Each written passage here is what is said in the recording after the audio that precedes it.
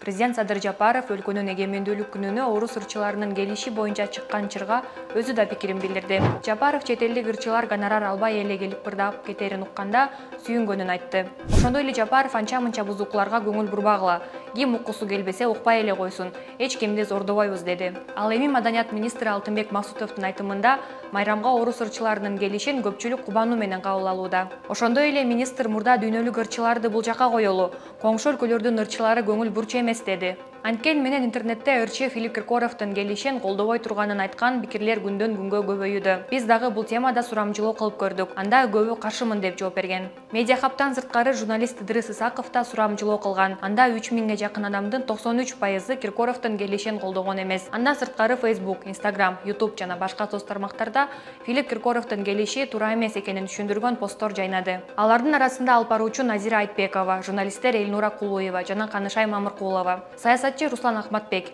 Айбек Теңизбай, УТРКнын мурдагы жетекчиси Илим Карыпбеков, ишкер Рыскүл Акимжанова бар. Эң барынан Филипп Киркоров эгемендүүлүк күнү ырдай турган ырчы эмес деген ой басымдуу болууда. Себеби Киркоров Орус-Украина согушунда өзүн өзү жарыялаган Донецк элдик республикасына чейин барып, орус аскерлерине ырдап берген. Кыргызстан сени күтпөй эле деген таризде пикирлер Киркоровдун Instagram баракчасында да жазылууда. Буга чейин Маданият министрлиги Медиахабка чет өлкөлүк ырчылардын гонорарын демөөрчүлөр төлөөрүн айтып, бирок алар ким экенин ачыктаган эмес. Андан бир аз өтпөй эле президенттик администрациянын маалыматтык саясат кызматынын башчысы Дайырбек Орунбеков ырчылар 100 жылдык мааракени куттуктап келерин, аларга эч кандай гонорар төлөнбөй турганын билдирген. Болгону жатаканасы жана тамак ашы камсыз кылынары айтылган.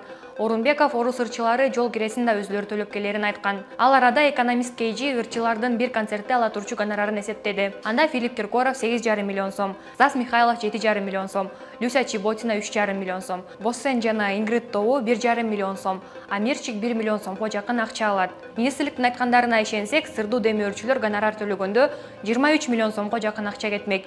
Сиз кайсы версияга көбүрөөк ишенесиз? Чын эле Киркоров баштаган ырчылар бекер ырдап кетишеби? Оюңузду жазыңыз.